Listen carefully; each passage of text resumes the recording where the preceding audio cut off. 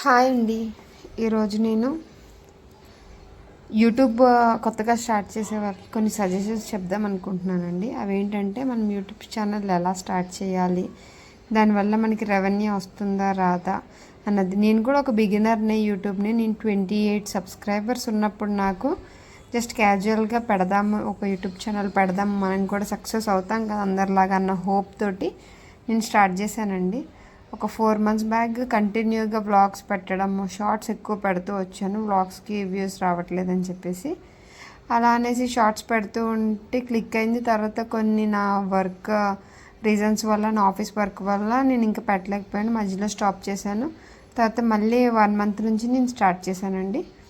దాంట్లో కూడా 500-400 వ్యూస్ షార్ట్స్కి వస్తున్నాయి, లాంగ్ వీడియోస్కి ఓన్లీ 10-15 వస్తున్నాయి.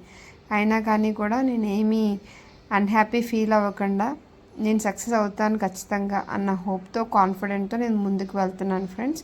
మీరు అందరు సపోర్ట్ చేయండి ఇలాగే నన్ను. మీ సపోర్ట్ అంతా నాకు ఎప్పుడు ఉంటుందని కూడా నేను ఆశిస్తున్నాను. మీరు సపోర్ట్ చేస్తేనే నేను ముందుకు వెళ్ళగలుగుతాను.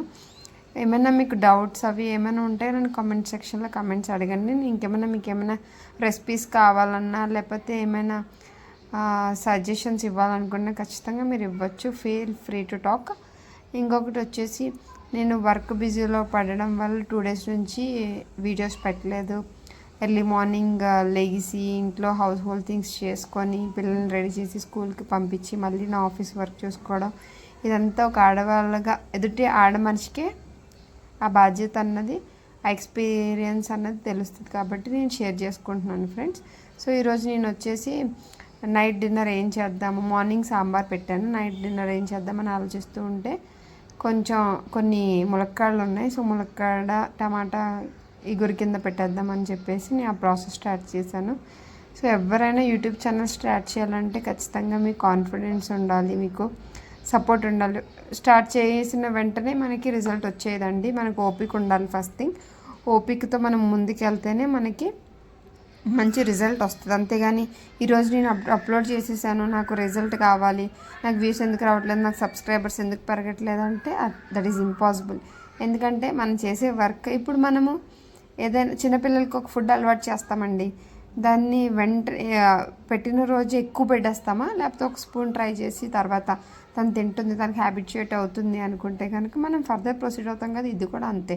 ఫస్ట్ మనం ఒక చిన్నగా ట్రై చేసి దాన్ని మనం సక్సెస్ అవుతూ పోతున్నామంటే పెద్ద పెద్ద వ్లాగ్స్ మీరు చేయండి. కానీ షార్ట్స్ మీద ఎక్కువ ఇన్కమ్ రాదని అందరూ చెప్తున్నారు, నాకు కూడా సజెషన్స్. సో నేను మీకు సజెస్ట్ చేసేది ఏంటంటే, షార్ట్స్ మీద ఎక్కువ ఇన్కమ్ రాదంట, వ్లాగ్సే చేయండి.